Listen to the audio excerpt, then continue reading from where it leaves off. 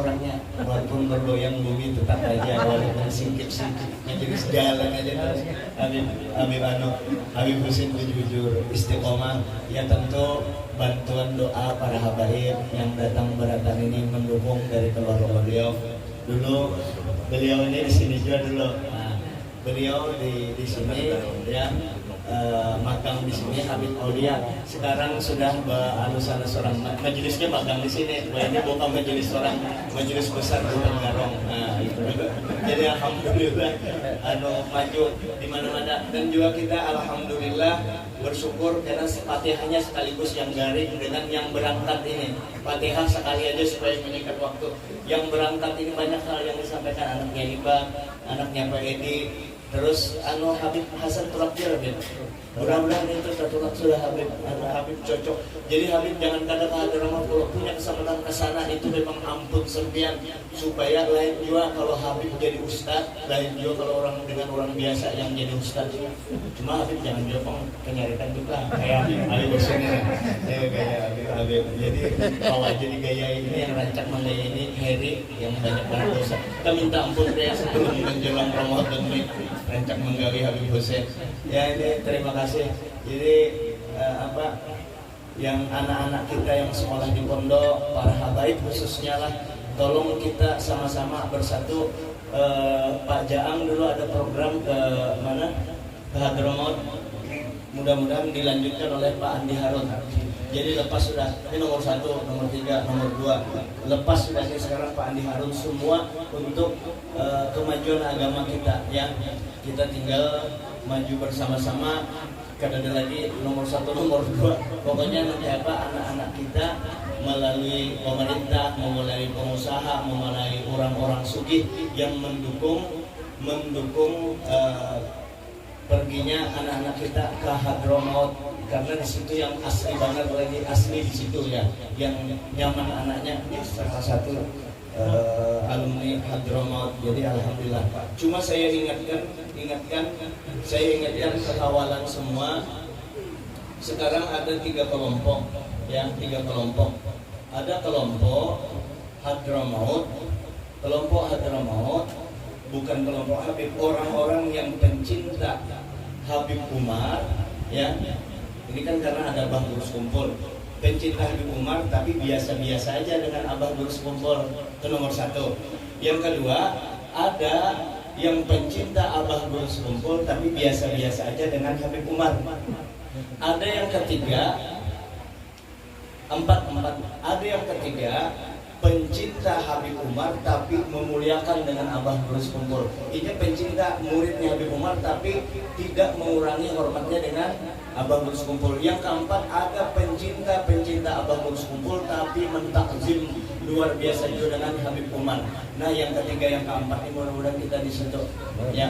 Jadi kita memang pencinta. Kayak apa? Orang-orang Hadramaut pasti dia mencintai, memuliakan gurunya, tapi tidak menutup matanya terhadap kemuliaan yang lain yang ada. Kayak itulah biar kiamat kita kada kawangan kayak ulun pasti peguran Abah Gurus Kumpul tapi Habib Umar nanti kita mentakzimnya ya kan. Boleh kita berfatihah dengan Habib Umar, bahkan setiap hendak sholat Habib Umar selalu ulun hadirakan. Ini pencinta Abah Gurus Kumpul. Jadi seperti itu hidup hendak berbarakah. Jangan sampai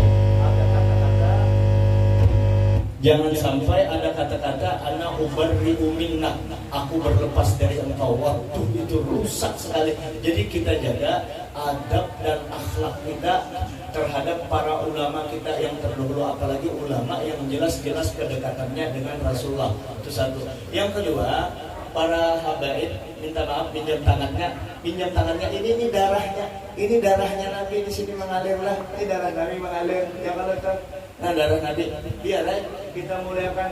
Jadi bukan muliakan Habib Husinnya rame-rame aja, tapi ada Rasulullahnya di dalam darah Nabi. Bukan kote ya, bukan qit'ah, bukan potongan, tapi juz'u bagian daripada Nabi. Jadi kalau menghormati beliau, mencium tangan beliau itu sama mencium tangan Nabi.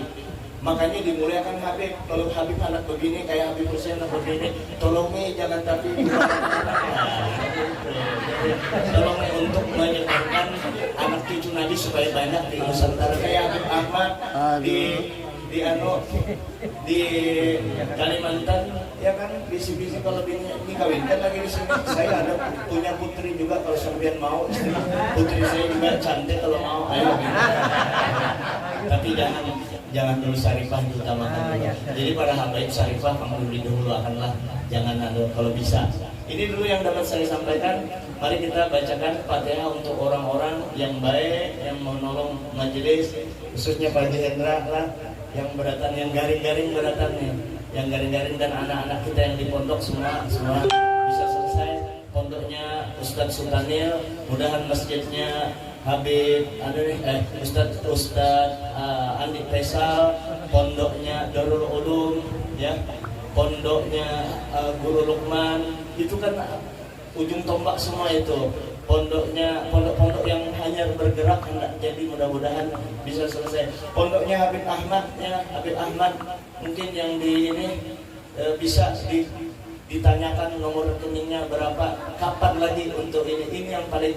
Kalau Anda menyiram tanah yang subur, jangan tanah yang mati, tanah yang subur dan bibitnya bibit unggul, yaitu di pondok itu. Orang menuntut ilmu, kita bantu. Saya di sini orang-orang sugihnya kan, mudahan didengar oleh orang-orang yang sugih. Minta maaf, minta reda atas niat-niat yang baik untuk yang semua tadi. Al-Fatihah.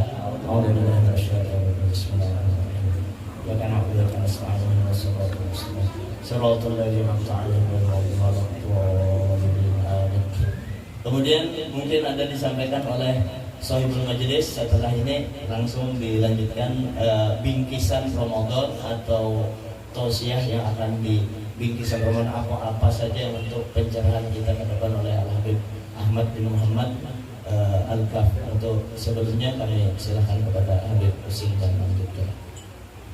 Bismillahirrahmanirrahim. Assalamualaikum warahmatullahi wabarakatuh. Waalaikumsalam.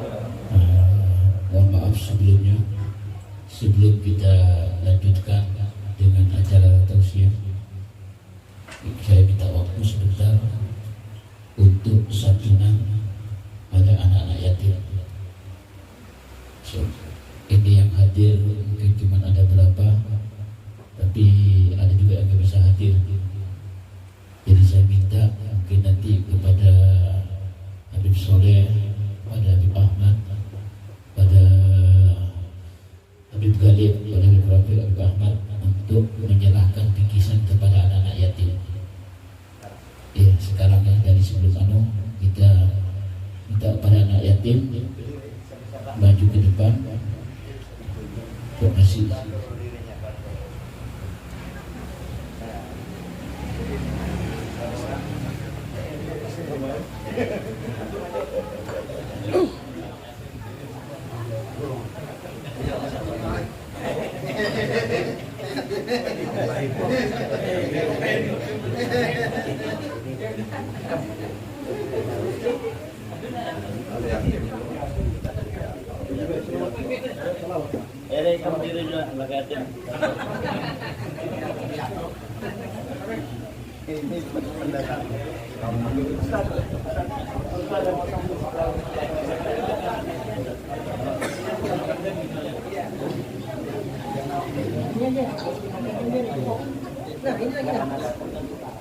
Sini aja kan? Bro, Jamal. Biniannya? Oh, yang biniannya. Sini menghadap sini pintar. Sini. شيل الله يا رمضان، شيل الله يا رمضان، شيل الله يا رمضان بالقبول والغفران. شيل الله يا رمضان، شيل الله يا رمضان، شيل الله يا رمضان بالقبول والغفران. يا حنان يا منان يا قديم الإحسان، بحر جودك مليان، جد لنا بالغفران. شيل الله يا رمضان، شيل الله يا رمضان، شهر الله يا رمضان بالقبول والغفران جد ميزان الإنسان عبد الخيرات قد يزال من ذنوبه والحال خائف إن القصبان يا شهر الله يا رمضان شهر الله يا رمضان شهر الله يا رمضان بالقبول والغفران ربنا نستغفرك ربنا نستغفرك ولنا قد نغفيك يا رجاء الإيمان شهر الله يا رمضان شهر الله يا رمضان شهر الله يا رمضان بالقبول والغفران لا تخيب راتي تحت بابك نادي لم يزال بالنادي قائلا يا حنان شهر الله يا رمضان شهر الله يا رمضان شهر الله يا رمضان بالقبول والغفران بالنبي الأمي وخديجة أمي والمقول الختمي سيدات النسوان شهر الله يا رمضان شهر الله يا رمضان شهر الله يا رمضان بالغفور والغفران. Alhamdulillah, saya ini pas sekarang ini pada depan saya minta halal dan minta ridho kepada para jemaah yang biasa hadir di sini. Mungkin ada pelayanan kita, entah dari sikap kita atau dari sambutan atau dari makanan yang ada yang tidak berkenan, maka saya mohon minta maaf yang sebesar-besarnya kepada para hadirin. Terus yang kedua, saya juga minta halal dan minta ridho. Mungkin ada sumbangan daripada hadirin yang sempat kemakan saya atau kemakan keluarga saya atau anak-anak saya atau tamu-tamu saya bukan tamu majlis, misalnya ada ngasih air kami ke minum, maka saya minta halal dan minta ridhonya. Karena itu ada niatnya terus untuk ke majlis lalu kami kemakan secara tidak sengaja, maka kami mohon kepada para donatur meminta maaf yang sebesar-besarnya untuk minta halal dan minta ridhonya. Sekian kami berita Al Habib Fikri dengan Habib Faruk berdua kena penyakit cuci darah, yang satunya tekanan darah tinggi. Nah, mana tadi Habib? Kita minta Fatihah untuk kesembuhan keduanya. Al-Fatihah.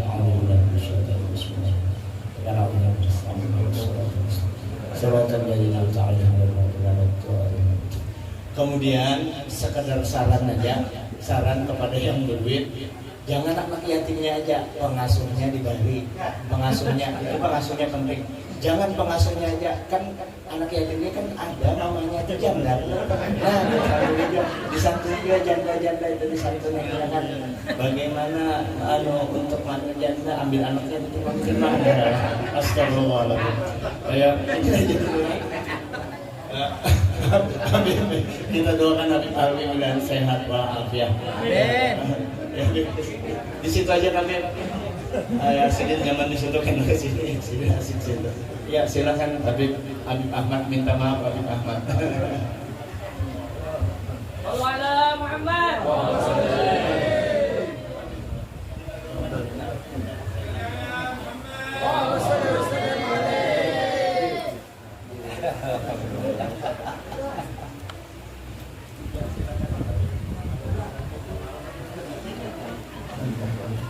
Assalamualaikum warahmatullahi wabarakatuh. Waalaikumsalam. Alhamdulillah الحمد لله أرسل بالهدى ودين حق مصطفاه أحمدا وله انتقى من خلقه ومجدا ولم يعظم مثل طه أحدا اللهم صل وسلم على سيدنا محمد وعلى آل سيدنا محمد والأصحاب صلاة وسلاما ترفع بهما بيننا وبينه الحجاب وتدخلنا بهما عليه من أوسع باب وتسقينا بهما بيده الشريفة أعذب الكؤوس من أحلى شراب. Yang sama-sama kita hormati para habaib, para dzurriyyatun Nabi Muhammad sallallahu alaihi wasallam, bil khusus sahibul majlis wal fadilah Al-Habib Husain Al-Qadri, dan juga seluruh daripada keluarga-keluarga yang hadir di sini, para dzurriyyatun Nabi Muhammad sallallahu alaihi wasallam. Mudah-mudahan Allah berikan kepada mereka panjang umur, sehat walafiat. Yang sakit di antara mereka Allah berikan kesembuhan, Allah lapangkan rezeki mereka, Allah mudahkan dan kabulkan semua hajat-hajat mereka. Amin ya rabbal alamin.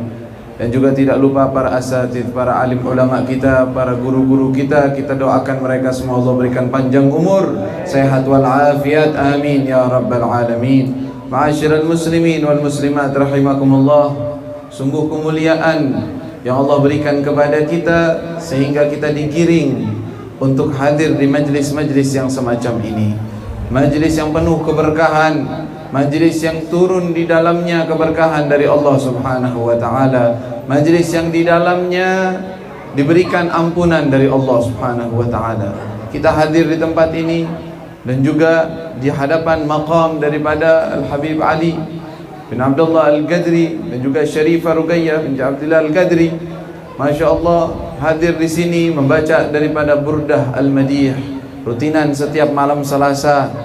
Khususnya pada malam hari ini adalah penutupan majlisnya, membawa keberkahan insyaAllah.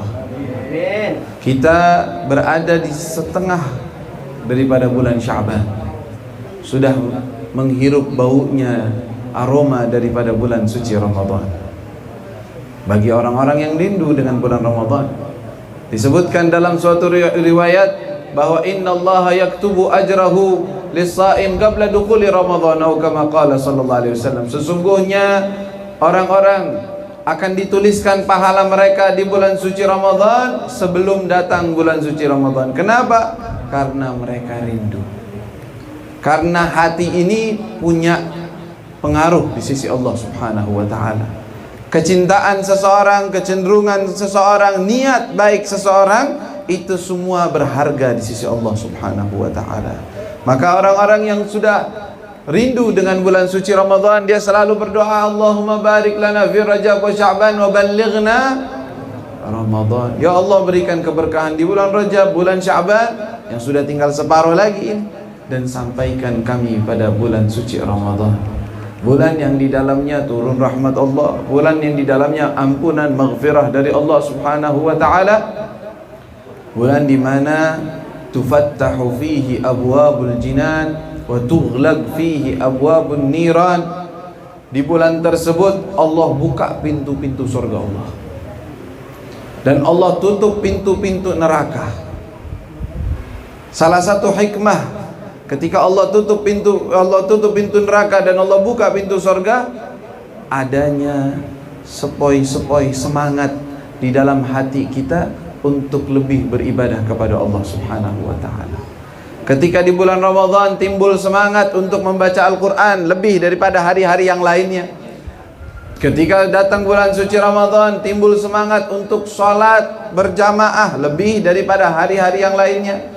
Di bulan Ramadan dia bertambah ingin qiyamul lail, bangun malam, lebih daripada hari-hari yang lainnya. Subhanallah. Kenapa? Ini berkatnya hembusan pintu surga yang sedang dibuka oleh Allah Subhanahu wa taala.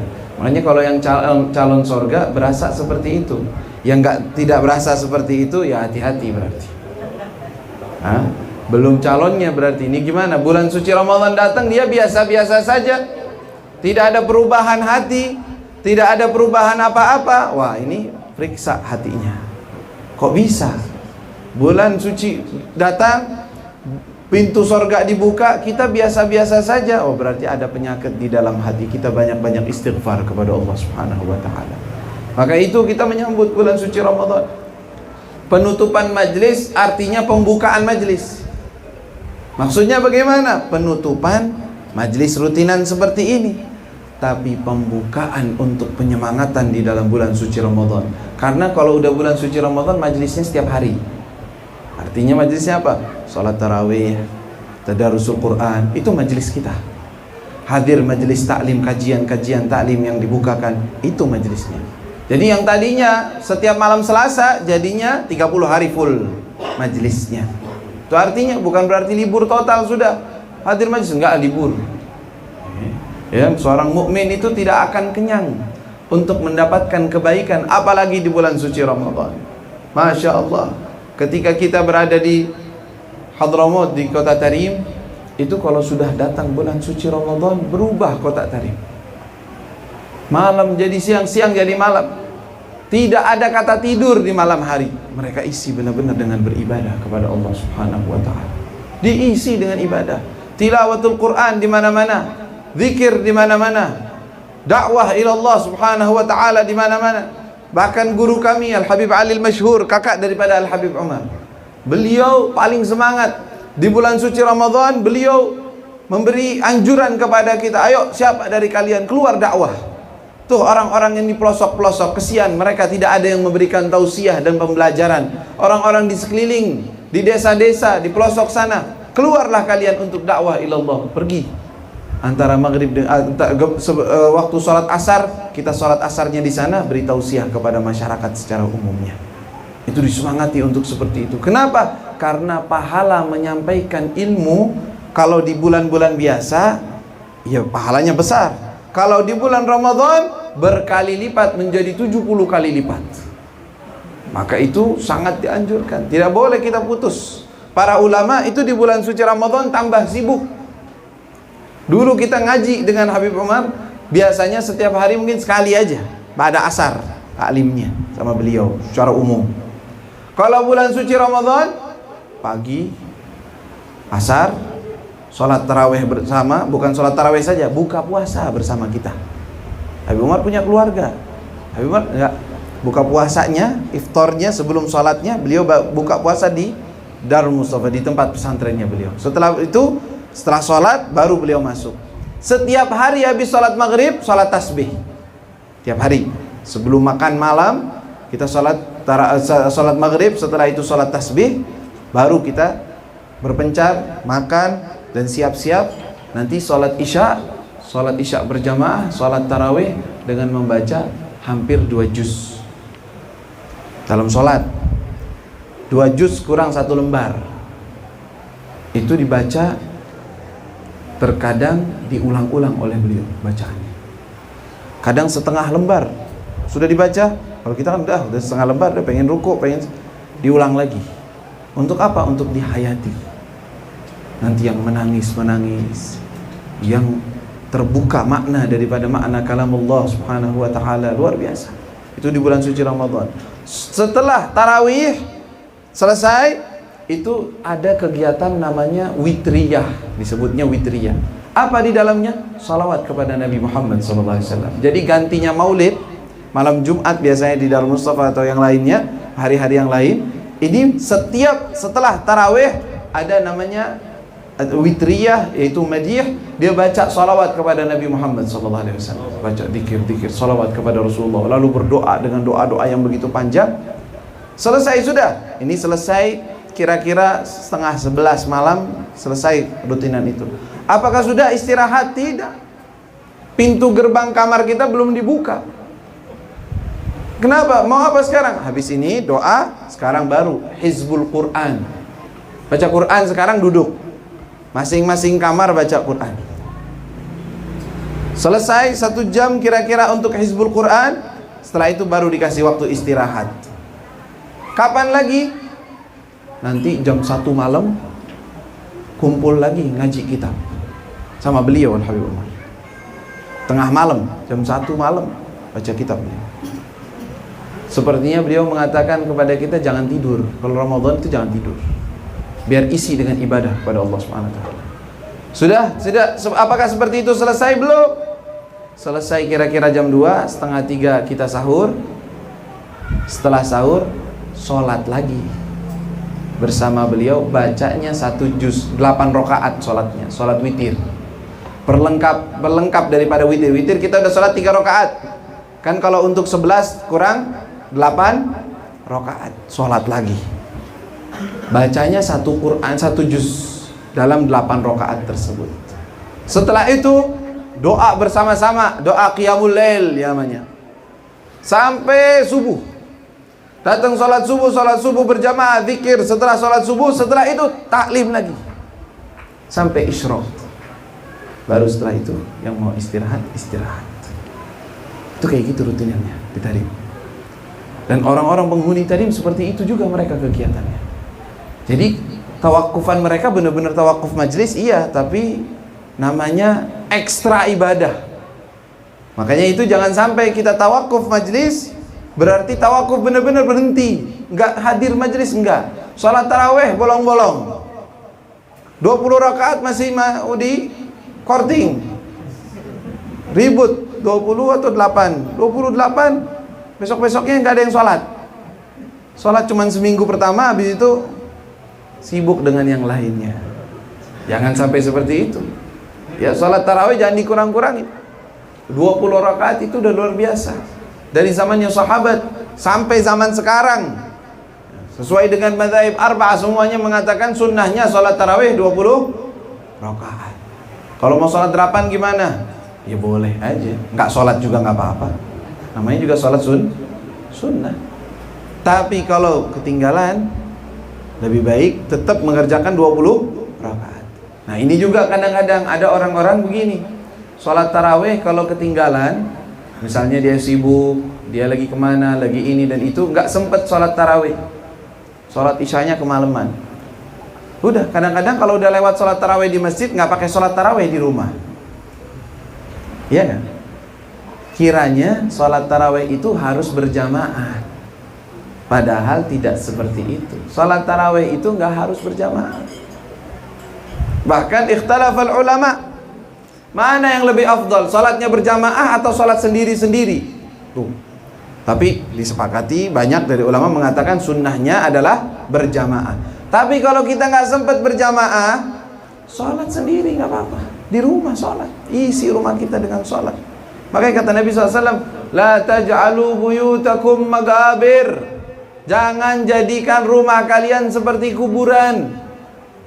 Maksudnya, kalau kuburan secara umum, kuburan ya orangnya kan ya diem aja udah. Emang ngaji, penghuni kuburan yang ngaji, ada suaranya, ada sholatnya kan? Enggak, diem aja. Tempat tidur doang. Kalau kuburan kan orang-orangnya pada mati, pada tidur.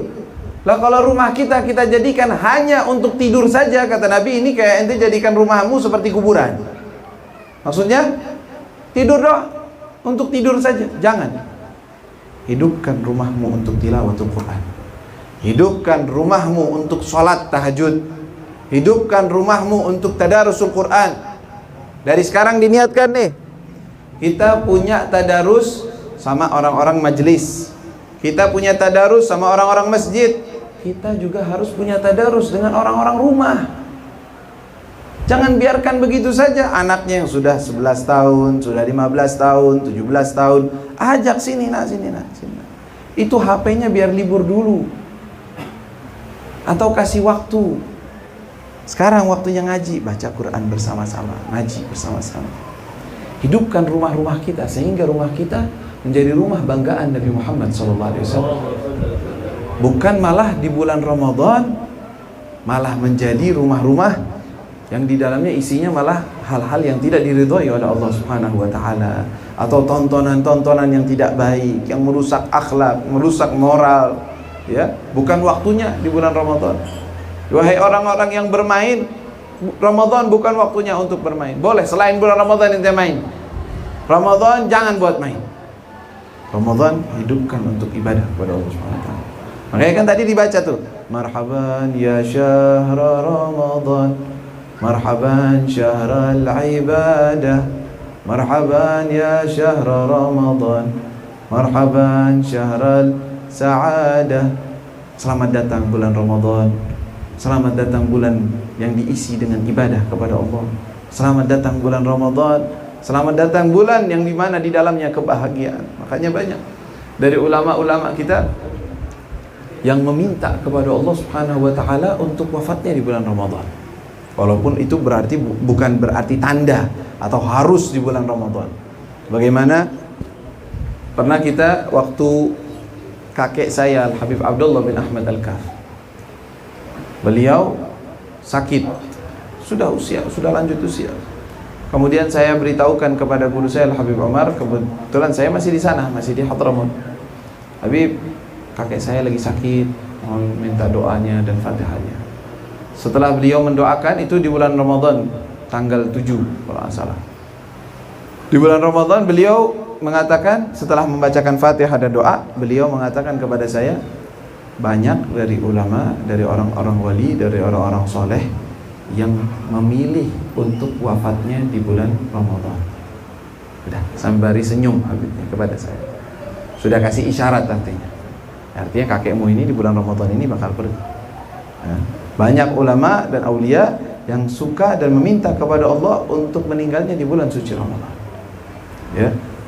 Salah satunya Sayyid Muhammad Al-Maliki, ya, para ulama besar kita. Banyak dari ulama-ulama yang meninggalnya di bulan suci Ramadan. Luar biasa. Bulan yang penuh rahmah, bulan yang di dalamnya inayah. Maka itu kita pasang dari sekarang niat yang baik. Belajar ilmu agama. Ya, alhamdulillah tadi dari awal pertama saya datang, pas kebetulan saya turun dari pesawat, itu anak-anak santri yang bakal berangkat ke Hadramaut yang 40 orang lagi mau berangkat, mau masuk ke dalam pesawat. Itu gembiranya luar biasa. Saya tanya, apakah ada daripada golongan habaib yang itu? Banyak dari habaibnya. Alhamdulillah, lebih senang lagi. Karena memang betul, para habaib kita harus memiliki ikatan sambungan kepada aslinya, kepada orang-orang yang ada di Tarim, kepada orang-orang yang ada di Hadramaut, agar yang namanya ikatan ini tidak terputus. Saya punya kakek Habib Abdullah bin Ahmad Al-Kaf, beliau lahirnya di Indonesia. Ayahnya dari Hadramaut, dari Hajrain. Datang ke Indonesia, menikah di Indonesia, punya anak. Itu anak-anaknya mulai dewasa, langsung dibawa ke Hadramaut semua. Bawa ke Hadramaut. Kenapa? Kenapa nggak dibiarin aja di Indonesia? Kan hidupnya enak. Di Hadramaut saat itu susah hidupnya. Ya, nggak ada fasilitas-fasilitas kayak sekarang ini. Beda jauh. Tapi harus berangkat ke sana. Belajar, menimba ilmu di Rubat Tarim, menimba ilmu dengan para ulama, biar kenal, biar tahu. Jangan sampai mereka hidup di sini tapi lupa dengan keluarga mereka, lupa dengan dari mana asal usul mereka, bagaimana dulu salaf-salafnya mereka, bagaimana orang-orang terdahulu mereka. Disambung lagi terus. Lalu anak-anak beliau, Habib Abdullah, anaknya ada yang diberangkatkan ke Hadramaut, walaupun di saat itu zaman-zamannya namanya zaman Syu'iyah. Syu'iyah itu komunis. Hadramaut itu pernah ada komunis. Sampai-sampai para ulama dibunuh-bunuh. Salah satu korban yang terbunuh, ayah daripada guru kita Al-Habib Umar, yaitu Al-Habib Muhammad bin Salim bin Hafid. Terbunuh oleh orang-orang komunis di Hadramaut, di kota Tarim. Biar kita tahu yang namanya musibah, yang namanya suatu ujian dari Allah bisa terjadi di mana-mana. Ya, jangan heran. Walaupun itu baldatul aulia, baldatus salihin. Tapi masa-masa semacam itu ada waktunya. Setelah itu keluar mereka dan bersih lagi negeri Hadramaut daripada sisa-sisa pengaruh daripada Syu'iyah atau komunisme. Kemudian hidup lagi. Datang lagi para ulama kita. Ya, Al-Habib Umar datang ke Indonesia. Banyak orang-orang berangkat lagi ke Hadramaut. Kenal lagi dengan orang tua mereka. Kenal lagi dengan orang-orang yang membawakan kita ke jalan yang benar, ke jalan Ahlus Sunnah wal Jamaah, tariqah al-Alawiyyin, tariqah al-Ba'alawi, yang mana mereka semua keinginan mereka ingin seluruh umat Nabi Muhammad masuk ke dalam surga Allah. Ingin seluruh umat manusia kenal kepada Allah, kenal kepada Rasulullah sallallahu alaihi wasallam. Dan tidak ada keinginan mereka ingin disanjung, ingin dihormati, tidak. Mau dihormati, tidak dihormati, yang mulia pasti akan dimuliakan oleh Allah, yang hina pasti hina di sisi Allah Subhanahu wa taala. Enggak ada ngaruhnya. Tetapi tujuannya untuk menimba ilmu, untuk menyambung sanad, sehingga pemahaman yang kita dapat sesuai dengan pemahaman para salafus saleh. Kegiatan yang kita lakukan, amal kita, ibadah kita, zikir kita, tilawah kita bersambung dengan para salafus saleh, para aulia, para ulama, para salihin. Itu tujuannya. Maka itu kita terus semangati. Alhamdulillah adanya beasiswa untuk belajar di negeri Hadramaut. Itu sangat mendukung. Kita senang sekali dan mudah-mudahan terus anak-anak dari para habaib, para ulama, para orang-orang yang lainnya bisa datang ke negeri Hadramaut, menimba ilmu, mengambil daripada ilmu dari sumbernya, para aulia Allah, para orang-orang salihin. Mudah-mudahan Allah berikan keberkahan kepada kita semua.